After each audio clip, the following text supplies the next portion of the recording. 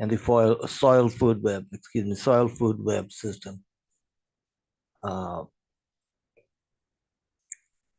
yep, and we've been showing you videos from Elaine's webinar series, and there'll be a few more coming up. Hope you benefited from this series, and you'll also be able to watch her webinars on our website, eatcommunity.com. So that is eatcommunity.com. And you'll find all her videos. So there are a bunch of Dr. Elaine's videos and others like Mark Shepard, Dr. Dorman, and many others have done series of webinars on Eat Community. But today we're going to show one of the Q&A sessions with Elaine, and these are always packed with information, and you'll surely enjoy this, and this will be useful in your operation. So without further ado, let's get started. I will just queue up the replay in a second. So everybody enjoy Dr. Elaine Ingham and Soil Food Web.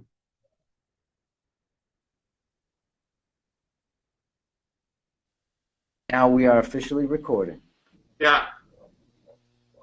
Cool. Well, welcome everybody. We're doing something interesting. Elaine has been amazingly gracious with her time and precious energy. We had Elaine said on her dashboards, he said 1,000 people showed up. I saw it was around 762 of you showed up live to that last webinar, and that was absolutely incredible. Since we had such a demand for questions, we decided to have a little Q&A session. We got about 40 minutes to get started here, and so thanks to everybody for writing in and sending us your questions. So I'm Raleigh Latham, joined by Sustainable Design Class founder Neil Spackman, and of course the one and only founder of the Soil Food Web Studies, Elaine Ingham. Thank you for joining us, Elaine. So we got a lot of questions, a lot of great questions from people, and so we're going to get started. And the way it works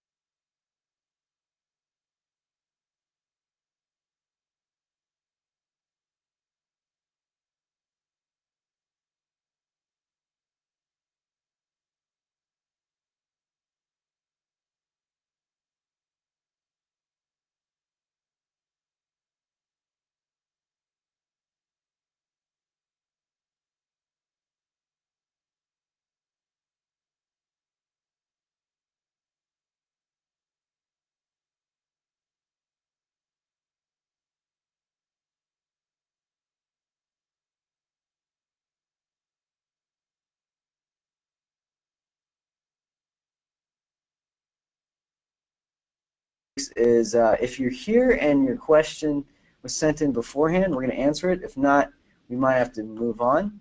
So let's start with the first one. We got Don Vardy wrote in. So the question was from Don, I took the course and would like information on setups for brewing in large batches, as she refers to in the course. Some of the equipment I can find only sizes up to 1,000 gallons. We require much larger brewers for our farm. So is Don actually on? Is he here to? Oh yeah, Don is here. Okay, great. So when you're going up to those really large sizes, you need to get a hold of individuals, companies that actually do make those really large size brewers. So for example, with Nature Solutions, if you talk to James Eddington at the business, he can help you with tracking down, figuring out how much, what you want, how often, and what's really feasible. I do tend to take the attitude that it's way easier to deal with the smaller size brewers. So getting 20 1,000 gallon brewers or getting 5,000 gallon brewers.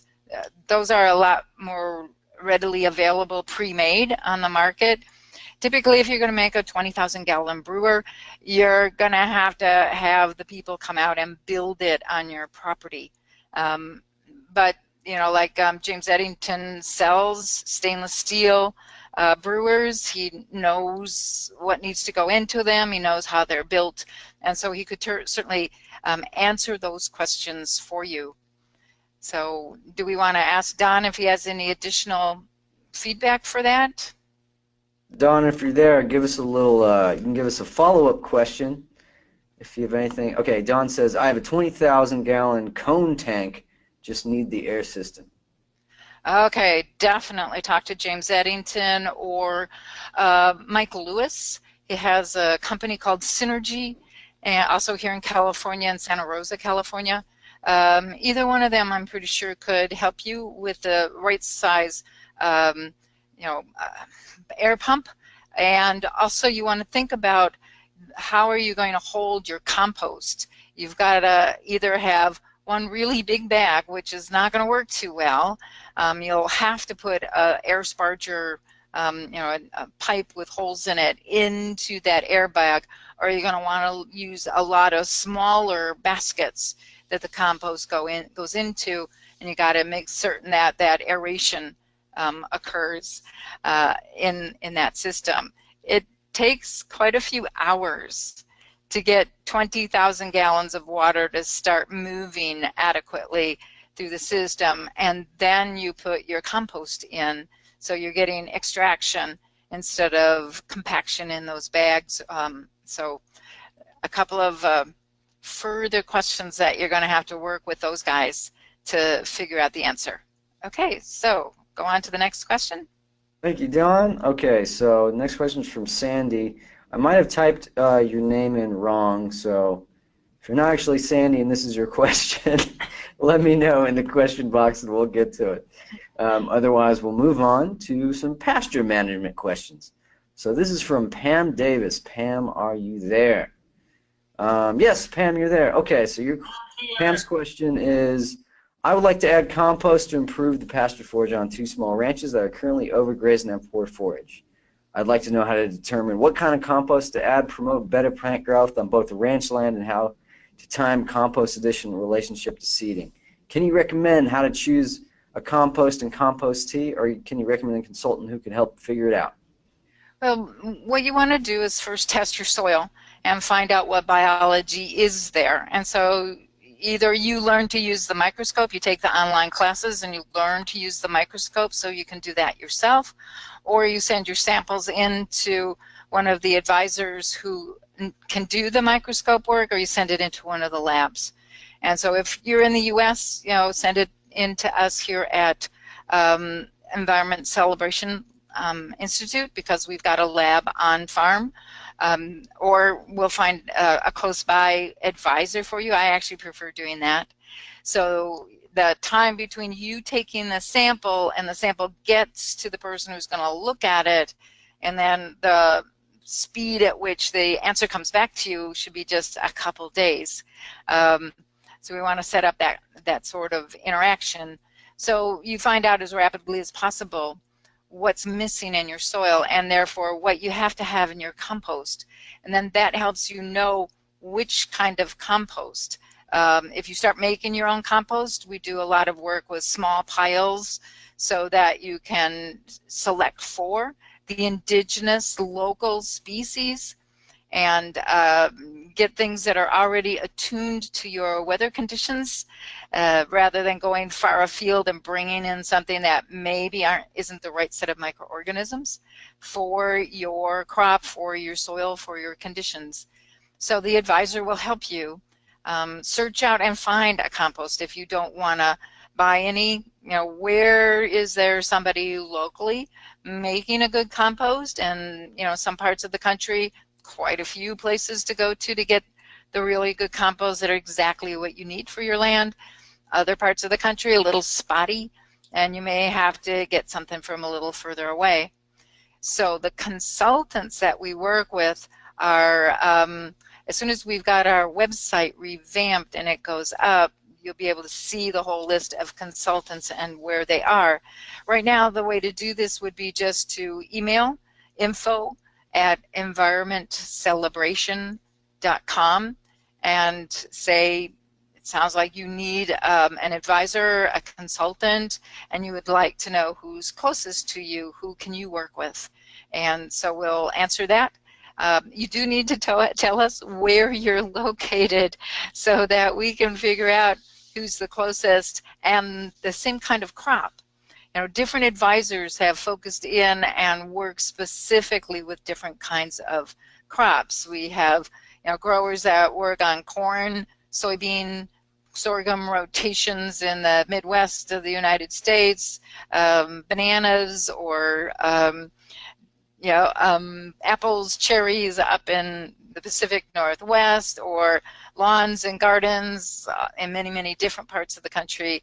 We have advisors who are in New Mexico. So let us know where you're located and what kind of crop you're growing so that we can hook you up with somebody that is going to be able to help you to the best. Okay? Thanks for your question, Pam. All right, next question is from Jonathan Souter. He's here and he says, what are the immediate practical steps for someone who runs a pastured animal operation to immediately implement the soil life approach? Would they, 1, test pasture soil for biology, 2, find and test compost for appropriate biology, 3, spread good biology, and 4, retest the pasture? Is it really that simple, or did I miss something? It's really pretty much that simple. You want to test the pasture to see what's the biology there, so you learn what's not balanced correctly in your soil food web. Too many bacteria, too many fungi, not enough fungi, protozoa, not the right kinds of protozoa, nematodes. Do you have the full complement of bacterial feeders and fungal feeders and predatory nematodes? No root feeders. So we want to figure that one out. And then find or make composts that will have the appropriate biology in it, and we help you a lot with that step.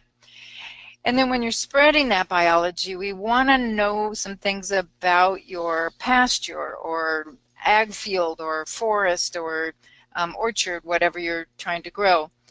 Where are the compaction layers in that soil? Compaction layers mean that oxygen cannot move through that. Water cannot move through that compaction layer. Your roots can't grow through there. And your roots are supposed to be going down quite some distance, but if they're cut off and they can't grow, then you're kind of stuck. Your plants are going to put their roots out sideways, and they're all competing with each other in this top little 2-3 inches of soil. So we want to find out where those compaction layers are. You take a penetrometer, which is a just kind of fancy name for a metal bar that you are going to be pushing it into the soil, but on the top of that metal bar you put a pressure gauge. So the pressure gauge, the actual pressure plate, is right against that metal bar that you're going to be pushing down into the ground. And so you push on the gauge, and as you're pushing, you can read the amount of pressure you've got to be pushing, pressing down with, in order to move that metal bar through the soil. We know that if you hit 150 psi, work that was done at Penn State University on this some number of years ago, if you're over 150 psi, pounds per square inch, most plants cannot push their roots through a soil that's compacted to that amount or more. If you are growing things like, different beets or different tap-rooted plants, those tap roots can sometimes push their way through soil that is compacted up to 300 psi. But according to those papers from the folks at Penn State, there is no plant that can push its root system through a soil that's compacted more than 300 pounds per square inch. Now, plants will find their ways to cracks and crevices to try to get their roots to move through them, but a compaction layer is usually a complete layer. There aren't any cracks and crevices in it unless you get out there with your keyline plow and open up those things. So we want you to test for compaction using that penetrometer. And remember that as water changes, you'll have less compaction layers that you can actually measure when your soil is nice and wet and has a lot of moisture in it. As your soil dries down into the late summer period, you will find every single compaction layer in your soil, because as those clays close up, as they collapse one on top of another, you'll pick up more compaction layers, and it's important to know about those. You won't find out about them when your soil is really moist. So we want to know about all of those, and then we need to get those broken up as rapidly as possible. So do we need to till? Are we going to take your compost and for the one last time ever in this growing field, you're going to go out there and you're actually going to till the compost in to as deep as you can? You're going to be slicing and dicing some of the fungi and squishing the protozoa and the good nematodes. They're not real happy with that treatment, but at least you're going to have somebody surviving and getting down to that depth where you can reach with your tillage equipment, so preferably something like a keyline plow. You may know them more as yeoman plows, to make certain that all that biology is getting as deep as we can, so that we break up all those compaction layers long before the root systems of your plants are going to get down there. So after that, after the compost goes in, either in the fall or maybe again in the spring, if you recompact and things really don't get built through that wintertime system, we will put more compost back into the system in the springtime, and then typically 3 applications of compost extract or compost tea to the soil surface and to the foliar, the above ground surface. Because in that first growing season, you're still getting the biology balanced correctly in your soil. And you may not have all the right microorganisms in that soil, or all these cute little soil critters wandering around in there, which crawl up along the stems of your plants and bring that inoculum of all that really good biology out to your leaves, all the way up to the top of that Douglas fir tree at 200 feet, or that redwood that's 350 feet.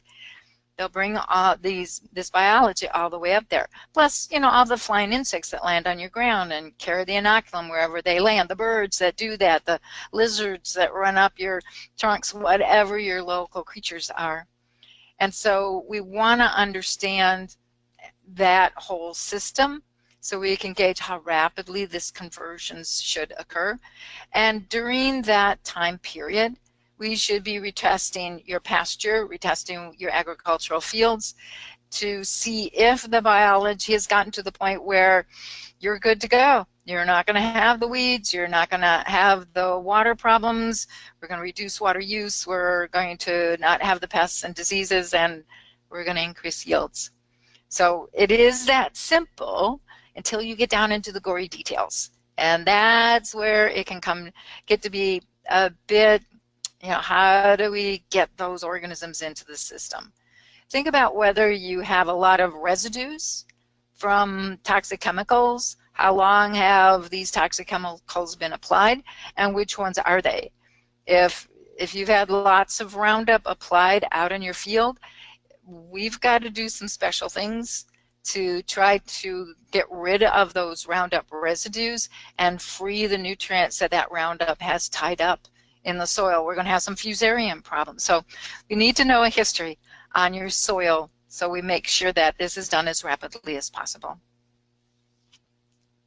All right, okay. Thank you for the question, Jonathan. Now moving on to Alan for some suppressing weeds and increasing succession questions. So Alan asks, wait, let's see if Alan's there. Yeah, Alan Bainbridge, he says, we are in the north of New Zealand and we have a particularly aggressive grass called kikuyu. Ooh, I hate that grass. As I understand it, only the male version of the grass was brought from South Africa, so it does not produce seed, but reproduces rapidly from its rhizomes. Originally imported for its drought resistance, but its root exudates deter competition and makes it difficult to establish fruit trees. Any suggestion on how to use biology to deter this grass? So there's kind of inherent in this a little bit of exactly what do you want to do. If you just want to get rid of the allelopathic effect from the grass, and you don't want to get rid of the grass, that's kind of one thing, and that's perhaps a little bit easier than if you really want to get rid of the kikuyu and get other grasses back in there. So if you just want to get rid of the allelopathic compounds that the kikuyu is producing so that it's not deterring the fruit trees, you want to get around those fruit trees very, very fungal, just as fast as you possibly can. And that's going to mean some injection into the soil around that fruit tree. I'm assuming the fruit trees are already in the system. Now, if you're planting the fruit trees in the next growing season, way easier because you can put all the proper compost with all the proper fungal dominants in the planting hole, make sure it's out far enough that the kikuyu are, out in the wilds and not going to be bothering your tree. But let's say you're starting with an already planted tree. You're going to want to get rid of the kikuyu in that area around the drip line into the stem of the plant, exit it. You might have to actually, take a layer of soil off the top so you try to get rid of the weeds, and then start injecting into that area a really good, really fungal dominated compost. You want to then be feeding those organisms in the soil so that even if the kikuyu starts trying to spread back in, we'll maintain that fungal dominance and prevent that plant from being able to move back into the system. We can just apply foods that would attack and consume all of the exudates, all of the allelopathic materials coming from the root systems of the kikuyu. So you're not going to have that detrimental effect on the plant. So you can have this kind of leave the system in peace and harmony, except you're going to be out there putting on organisms and foods for the organisms that will consume the allelopathic products. And so you just remove that. You have the deterrence that you're asking for. Or you actually go after the grass and remove it completely. So hopefully you can let that system exist without this constant intervention. I don't know about you, but I'm just not thrilled about every month I'm going to have to go out and put on another application of these foods and some biology to deter the allelopathic effect. I want to get rid of it, so I might only have to go out there once a year and check and make sure my biology is still balanced the way it's supposed to be and say, yes, it is, great, we don't have to do anything. I'm a lazy farmer. I would rather sit back and drink my beer on the front porch and not have to be out there driving around and doing things. So either choice you could have. And a lot of people will mistake an allelopathic product product being made by a plant, they'll call it allelopathy, when in fact it's just that this plant is putting out some exudates that really select for its own biology and prevents any other root system from growing into its space. Alfalfa can be like that, or lucerne can be like that, where it puts out foods that are specific for its own biology and nothing else can really grow in here. And you need to deal with that by making certain you put back in the full food web instead of letting just that very specialized food web for that particular plant. You start to see decreases in production with lucerne, with alfalfa, if you don't deal with that problem. Okay. All right, thank you so much, Alan. Now, next question comes from Carl. Carl, are you here? Let's check. Let's check if Carl is here. I'm not Carl seeing is not Carl. here. What was that, Neil? Said I'm not seeing Carl on the list. Alas, Carl's not here. Sorry, Carl. So next question comes from Danielle. Danielle asks, "Hello, Elaine. Wait, let's see if Danielle is here. You're on that name. Yeah, that's Dan. Yeah, I'm sorry if you're there and I'm slaughtering your name. Okay, it looks like you are. Danielle isn't there. Why don't we move on to Katie? Katie had a question about the course and consultants. So she says, the course is a huge investment in time and money, and therefore I would like to understand better how the course will lead to an income stream. I'm located in the UK, and earth science professionals here are nearly always relevant degree educated and hold chartered memberships following relevant experience in CPD. How does this course compare, please? Thanks for the question, Katie. When you're going for the certification as an advisor, soil food web advisor, soil life consultant, what we ask is that you first take the 4 courses: the life in the soil course, compost tea and extracts, and then the microscope. And of course we assume that you're going to buy a microscope when you're going to take the microscope class. So while I'm doing the demonstrations in the class of how to use your microscope and what all the different organisms look like, you're actually sitting there on the microscope and twiddling with the knobs and finding your own creatures in the soil. So that's the first expectation.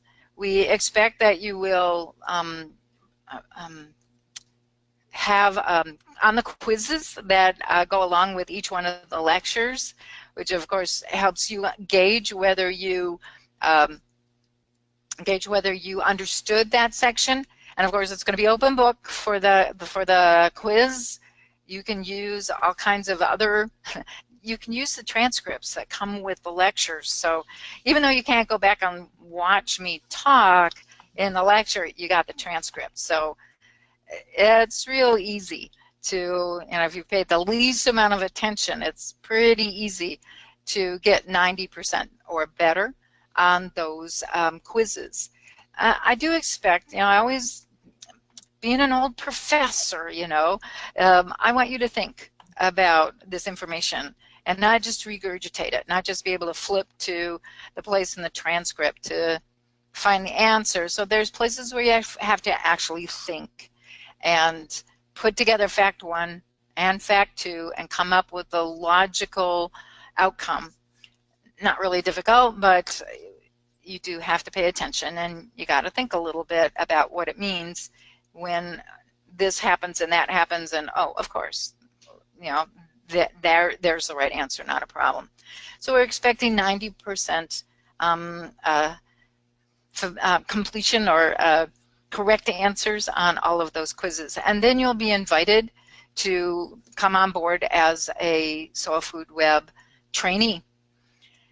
What we ask you to do then is pick a place where you want to take the dirt that doesn't have the right biology in it and convert it back into soil that does have the right biology, and in the process demonstrate that here's the area that you were starting with that's in dire straits is just dirt.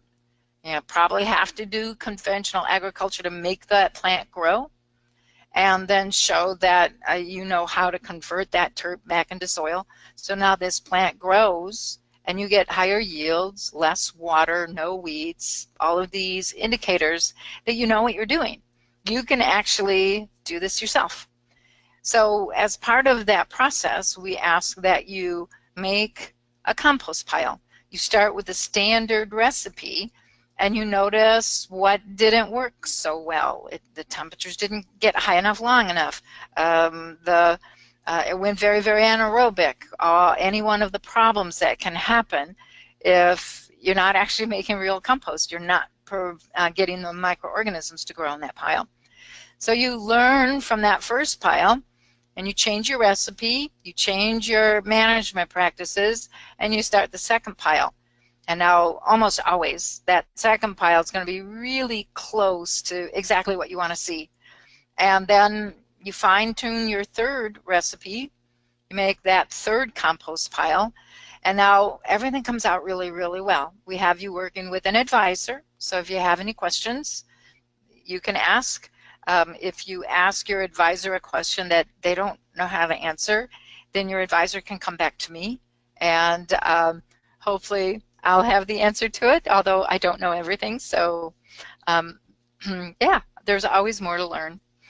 So with your third compost pile, you've got the sets of organisms that you need to fix the problems in the soil. So while you were doing that composting, you would have wanted to be looking at the soil that you want to convert from dirt, looking at the soil, looking at the dirt that you want to convert into soil.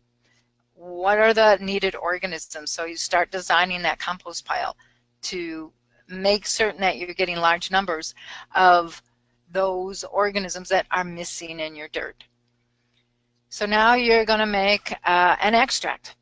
Well, with your compost, you could, if it's the right time of year, you could go out into your agricultural field or wherever your project is and start to put that biology into the system and start improving that system.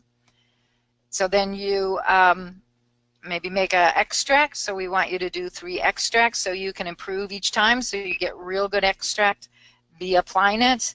And then you're going to make a tea. If you have foliar diseases and problems, you need to learn how to make a compost tea and put it out there, see what happens. Is it effective at dealing with any of the problems that you've got? So then at the end of the growing season, you should be able to document, did you convert that dirt back into soil? Yes or no? Here's the microbiological work. Here's the proof with the microscope work that you've been doing.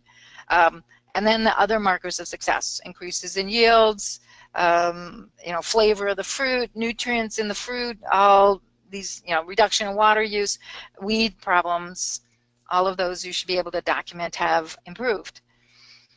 So when you finish that project, now you've got to write it up, because that goes on our website, and we have many, many people arriving on our website every day looking for all kinds of information. Most of the time they're looking for advisors. Who's closest to me? Who can help me? Are they a mile down the road, or are they 20 miles, or are they the next country over? Looking for advisors to help them do these things. And so that's how you, as an advisor, very often will pick up clients. As an advisor, you'll probably want to be going to some of the local grower groups and attending their meetings and starting to present. As you have data, and we require then that you make the data, produce that data. So now you've got a story. You've got information to give out to everybody. Look what I did, and here's the data showing exactly why this conversion happened. So it's almost a given that you're going to have developed several good clients by the time you finish your project. Then when we have people call us or get hold of us and say, who's the closest advisor? We're going to be sending people to you. Hey, Katie, or whoever, here's a person that in your vicinity that is looking for an advisor. Do you think you could take them on? Do you have enough time? And that's the biggest problem for our advisors right now, is almost all of them are completely booked up. They're making all the money they want, require. They're buying the bigger truck. They're buying mobile laboratories so they can go around to all of their clients that are spread all across the western part of the United States. So they in their lab travel through the summer. So that, I hope, answers that question for you. All right, thanks so much for the question, Katie. Oh, and just a reminder to folks, if you look in the chat box below, there's a link to Elaine's offer for Life in the Soils classes now. This is super important. This is the last day that she's allowing us to have this really fantastic offer. Neil and I are going through at the moment. It's mind-blowing. Every single session, you're going to learn more about biology than you will ever at college. Like, my mind has been blown. I think it's absolutely amazing. Let me just show that on the screen real quick, and then we can get back to some more questions. So yeah, check it out. Look at the chat box. I'm sure most of you have got this offer in your inbox. But yeah, last day to buy Life in the Soils classes at the 50% off discount. Do it. It's amazing. You will absolutely not regret it. And plus, if you don't like it, you can get your money back, which is awesome. Yep. So, next question. Let's get back to it. Next question comes. This is some specific land questions. We've got a few more to go through. I'm just going to paraphrase this. So this is from he's here right now. This is from Ralph Drachkorn. Hey, Ralph. So he says he's in Texas Hill Country. He's dealing with many generations of degraded land, sheep, plows, 10 years of letting it rest, and it's not working. Still nothing growing but weeds, and years of trying to start native grasses, and it's not working. He says, where do I start to offer a solution when 3 generations of experience with traditional methods have failed, and anyone says that any other way is flat out impossible? How do you approach a situation like that? The first thing we want to do is go out and look at what biology you have there. My suspicion with your description of what's going on, where it's nothing but a weed field, and years of trying to start the native grasses and wildflowers have failed. The reason they failed is because when that seed germinates and the roots go down into the soil, they're expecting to find this natural, normal nutrient cycling process with the bacteria, fungi, protozoa, and nematodes. And with our native grasses, especially in Texas, when we're looking at, like black grandma, some of the highly productive big and little blue stems, they have to have fungal-dominated soil. And if you go out and look in your soil in your dirt right now, probably all you would find would be massive numbers of bacteria, and probably most of them would be anaerobic, disease-causing, not the good guys, not going to be helping your plants grow at all, and probably, in fact, competing with them. So we've got to start that shift. Here we go with the compost again. We want you to find some of the people in Texas that make really good compost. So, just off the top of my head, the Texas Worm Composting Ranch up near Fort Worth makes excellent compost. Quite often, I'm trying to think of their names and I'm spacing it. It's Betsy Ross's operation. She's the one who started it out in Austin. It's just not going to come to me. So there are quite a number of good places that make good compost in Texas, and if you can't find them, have them show you the microbiological assessment. Don't buy compost if they won't do a microbiological assessment, because there's a reason they won't do it, because they know that you wouldn't buy it if you can see that there aren't any good biology. If a compost just contains massive numbers of bacteria, well, that's what's already in your soil.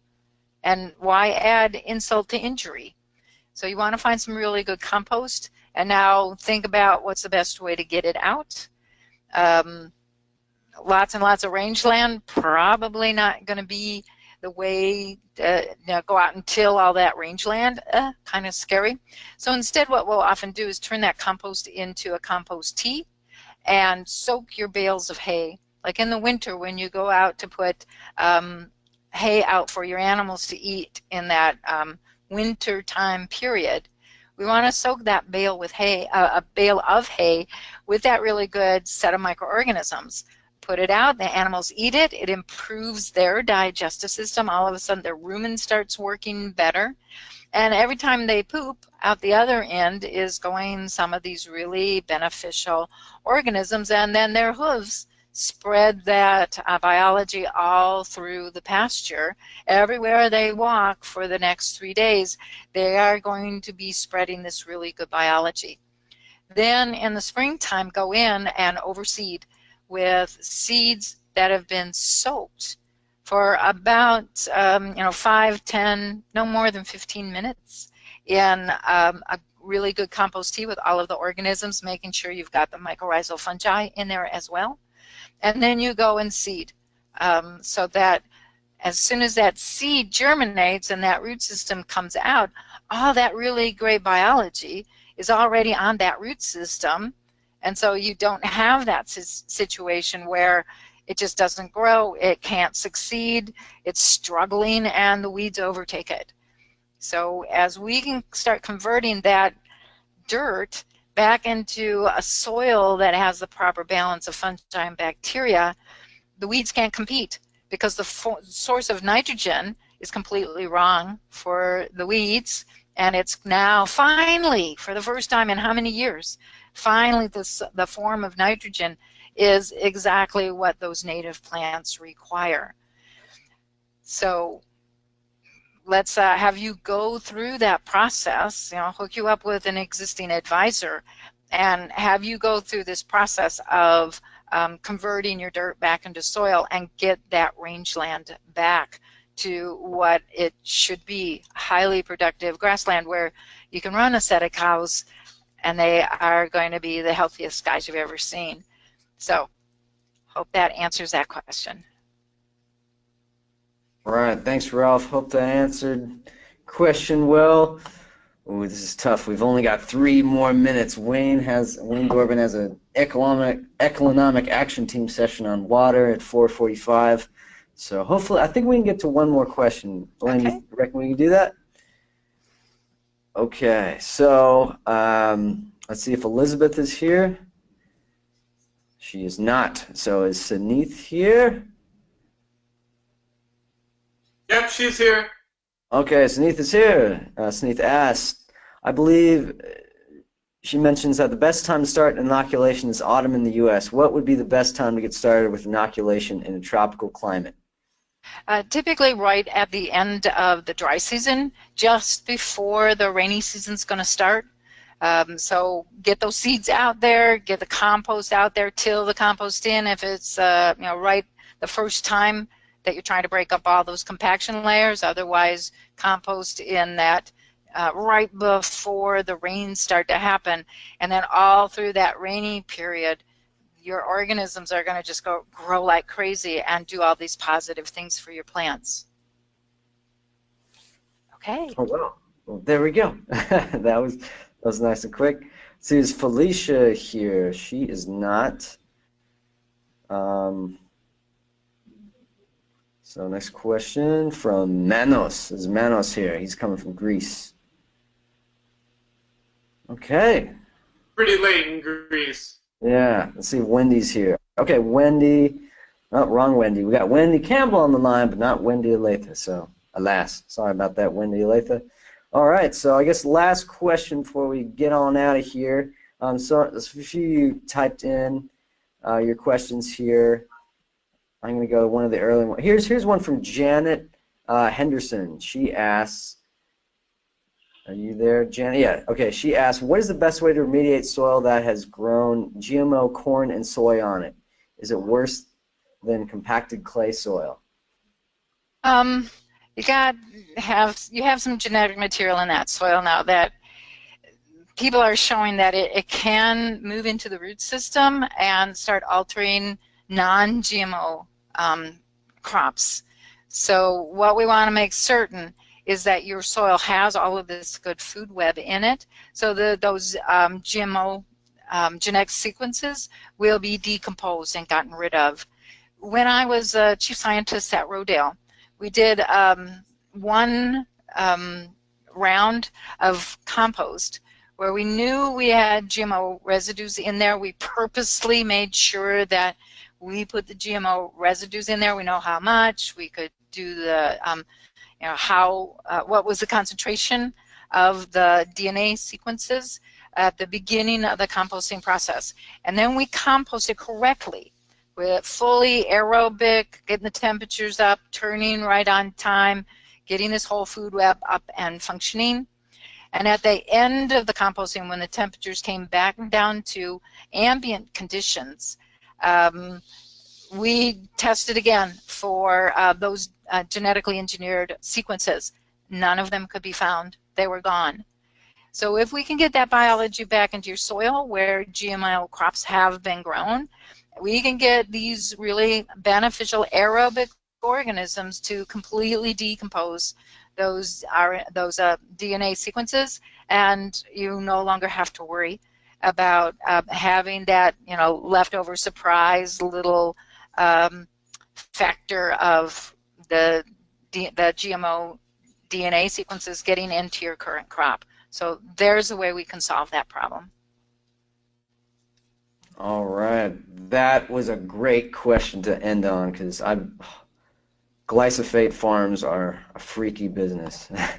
So thank you so much, Elaine, for joining us. We got to get going now, but this is not going to be the last time that we're going to have Elaine on. She's just a wellstream of just priceless knowledge on the soil, so we'll be stoked to bring her back on if she wants to be here. I would love to come. You know, I've only been working on this for like 45 years, and it's something that everybody needs to understand. Growing plants is so much easier than you ever suspected, but we have to get the biology in the soil to help you. All right. Good Right, words to send off on. All right, you got it. Oh, one last thing. We'll send the replay out to everybody. Have a fantastic day, and if you can, sign up for the classes. Start learning about soil, because it will be one of the best things you ever do in your life. I appreciate you tuning in, and tune in for more Sustainable Design Masterclass sessions. Have a great day, folks.